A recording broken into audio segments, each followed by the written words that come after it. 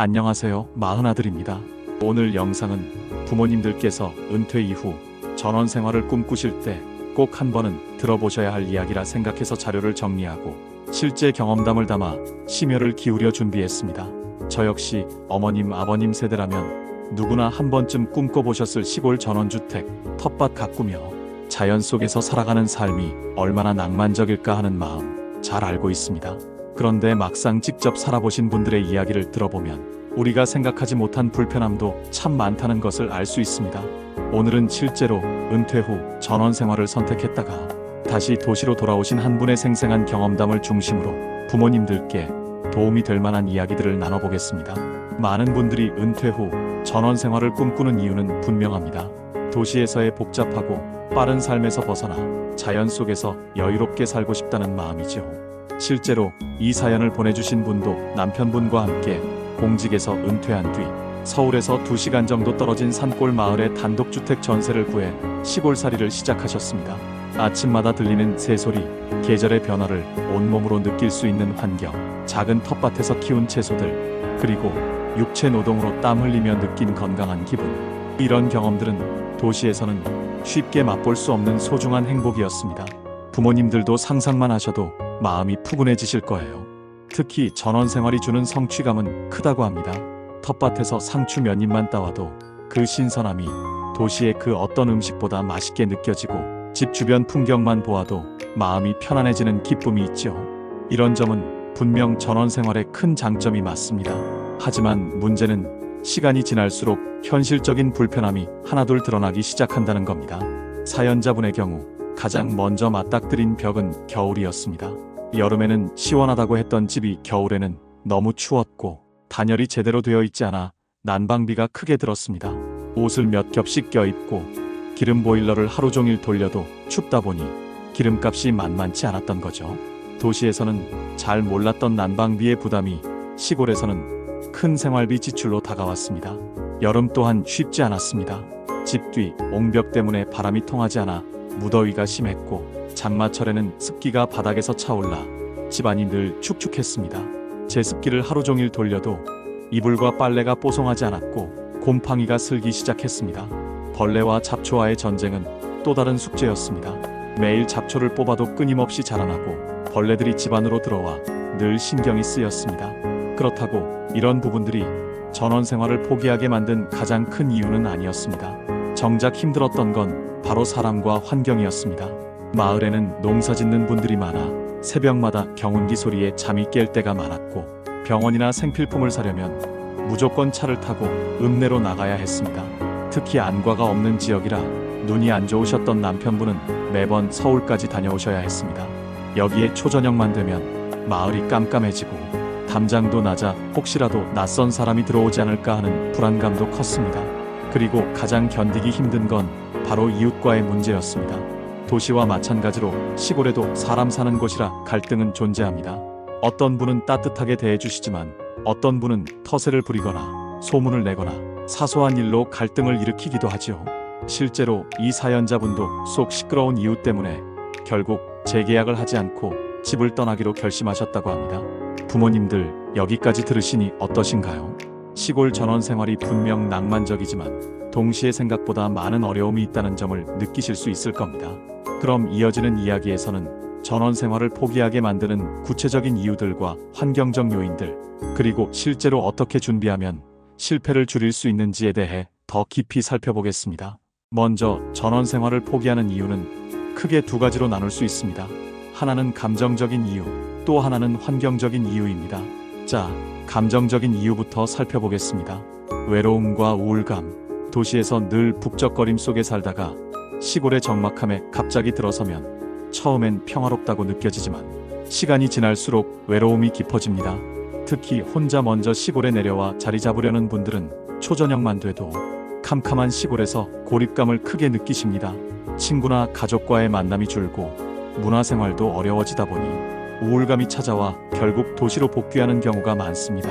사람과의 갈등. 시골은 이웃과의 관계가 아주 밀접합니다. 함께 살아야 하니 서로 의지할 수밖에 없는데 이웃이 좋은 분들이라면 정말 든든하고 따뜻한 생활이 되지만 반대로 터세나 소문, 이간질 같은 문제에 부딪히면 그 불편함은 도시보다 훨씬 크게 다가옵니다. 작은 마을일수록 소문이 빠르게 퍼지고 인간관계에 불편이 쌓이다 보면 결국 감정적으로 지쳐 시골 생활을 접게 되는 경우도 많습니다. 부지런하지 못한 성격, 시골집은 손이 많이 갑니다. 잡초는 일주일만 해도 무성하게 자라나고 벌레는 계절 내내 집 안으로 들어옵니다. 집에 하자가 생기면 직접 수리해야 할 때도 많고 야외 데크나 목조 건물은 2년에 한 번씩 방수 오일을 칠해줘야 합니다. 폭설이 내리면 집 앞 제설 작업도 직접 해야 하죠. 이런 일을 성실히 챙길 자신이 없거나 성격상 게으르신 분들은 전원 생활이 큰 짐이 될 수밖에 없습니다. 이제 환경적인 이유를 살펴보겠습니다. 첫째, 난방비의 부담. 시골은 도시와 비교할 수 없을 만큼 난방비가 많이 듭니다. 기름 보일러나 화목 보일러를 주로 사용하는데 기름값이 만만치 않고 나무를 직접 해와야 할 때도 있습니다. 도시에서 지내다 보면 난방비가 일정 수준을 넘지 않는데 시골에서는 겨울만 되면 난방비가 가계 부담의 큰 비중을 차지합니다. 실제로 많은 분들이 이 부분을 가장 크게 힘들어하십니다. 둘째, 의료시설의 부족. 도시에서는 걸어서 몇 분 거리에도 병원이 있지만 시골은 사정이 다릅니다. 작은 보건소가 있으면 다행이고 대부분은 차를 타고 읍내나 도시까지 나가야 합니다. 그래서 급한 병이나 사고가 생기면 위험할 수 있습니다. 치과 하나를 가더라도 마음 먹고 하루를 투자해야 하는 경우가 많다 보니 지병이 있는 분들이나 정기적으로 병원 진료가 필요한 분들에게는 시골 생활이 큰 불편이 됩니다. 셋째, 벌레와 뱀. 전원 생활을 막연히 동화처럼 상상하다 보면 이 부분을 놓치기 쉽습니다. 하지만 실제로는 봄부터 가을까지 벌레와의 전쟁이 이어집니다. 모기와 파리 정도는 대수롭지 않지만 집안에 개미가 끊임없이 들어오거나 갑자기 뱀이 나타나는 상황은 생각보다 충격적입니다. 특히 습기가 많은 집은 뱀을 더 자주 마주칠 수 있습니다. 이 때문에 애완견이나 고양이를 키우는 분들이 많다고 하는데 동물을 좋아하지 않으시면 오히려 큰 스트레스가 될 수 있습니다. 넷째, 생활 편의의 불편. 도시에서는 걸어서 갈 수 있는 마트가 기본이지만 시골에서는 생필품을 사려면 차를 타고 읍내까지 나가야 합니다. 게다가 가격도 더 비쌉니다. 실제로 라면 한 봉지가 도시에서는 4,000원대인데 시골에서는 6,000원 가까이 하는 경우도 있었습니다. 옷이나 신발을 사려면 아예 도시로 나가야 하니 계획 없이 살 수 있는 생활과는 거리가 멀어집니다. 이렇듯 전원 생활은 우리가 상상하는 낭만의 모습과 실제가 크게 다르다는 걸 알 수 있습니다. 사연자분도 말씀하시길 전원 생활은 마치 호수 위의 백조와 같다고 하셨습니다. 위에서 볼 때는 우아하고 평화로워 보이지만 실제로는 물 아래에서 발버둥 치며 헤엄치고 있는 백조의 다리처럼 많은 수고와 어려움이 숨어 있다는 거지요. 부모님들 여기까지 들으시니 혹시 마음이 무거워지셨을까요? 하지만 걱정하지 않으셔도 됩니다. 모든 어려움 속에도 방법은 있습니다. 그럼 이어지는 마지막 3부에서는 전원 생활을 꿈꾸시는 분들이 실패하지 않도록 실천할 수 있는 준비법과 꼭 기억해야 할 생활 지혜들을 정리해서 말씀드리겠습니다. 앞에서 말씀드린 것처럼 전원 생활은 분명 낭만과 기쁨을 주지만 동시에 많은 불편과 현실적인 문제도 함께합니다. 그렇다면 이런 어려움 속에서 어떻게 하면 좀 더 지혜롭게 전원 생활을 준비할 수 있을까요? 먼저 살아보고 결정하세요. 사연자분이 강조하신 것처럼 무턱대고 땅을 사거나 집을 매매하는 것은 큰 위험이 될 수 있습니다. 도시에서 평생 살아오신 분들이 낯선 시골 환경에 적응하기까지는 시간이 필요합니다. 그래서 처음에는 저렴한 전세나 월세로 살아보시길 권합니다. 몇 달만 지내도 계절에 따른 날씨 변화, 난방비와 생활비, 이웃과의 관계 등을 직접 체감하실 수 있습니다. 둘째, 집은 크게 욕심내지 않는 것이 좋습니다. 시골 생활은 집이 크면 클수록 손이 많이 갑니다. 잔디 관리, 잡초 제거, 청소, 보수까지 감당하기 어려울 수 있습니다. 그러니 작은 집, 단순한 구조의 집이 오히려 전원 생활에는 적합합니다. 집 자체가 목표가 아니라 그곳에서의 삶이 목표라는 것을 잊지 않으셨으면 합니다. 셋째, 생활비를 단순화하세요. 사연자분 경험으로는 부부가 함께 살면서 텃밭에서 채소를 길러 먹고 부식비를 줄이며 욕심을 내려놓으면 월 200만 원 이하로도 충분히 생활이 가능하다고 하셨습니다.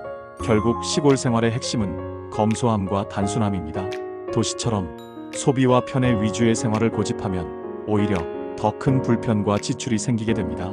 넷째, 건강과 의료 접근성을 고려하세요. 부모님들 연세에서는 건강이 가장 중요한 요소입니다. 전원 생활을 생각하실 때는 반드시 가까운 병원, 특히 큰 병원까지의 거리와 접근성을 살펴보셔야 합니다.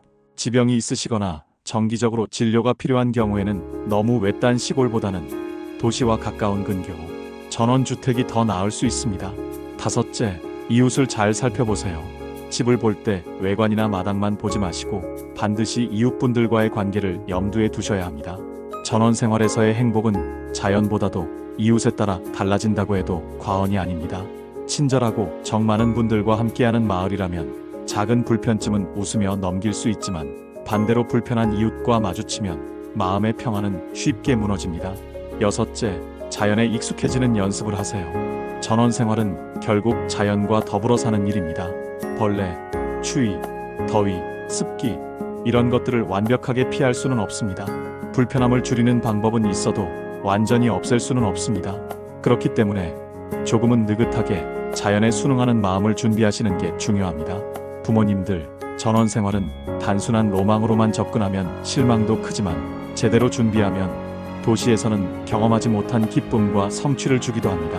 작은 텃밭에서 땀 흘려 수확한 채소를 맛보는 행복, 파란 하늘과 별이 쏟아지는 밤하늘을 바라보는 감동, 이런 순간들은 그 무엇과도 바꿀 수 없는 값진 시간이 될 수 있습니다.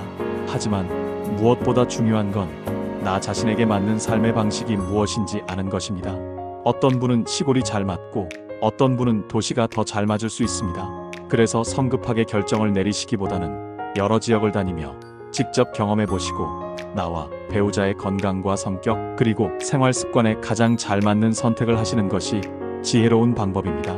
저는 부모님들께서 은퇴 이후에도 무리하지 않고 마음 편안하게 소소하지만 깊은 행복을 누리실 수 있기를 간절히 바랍니다. 오늘 이야기를 정리해보면 전원 생활은 낭만과 불편이 함께하는 삶이라는 점, 그리고 준비와 경험을 통해 실패 확률을 줄일 수 있다는 점을 꼭 기억해 주셨으면 합니다. 마흔아들은 언제나 부모님 곁에 있습니다. 구독과 좋아요는 큰 힘이 됩니다.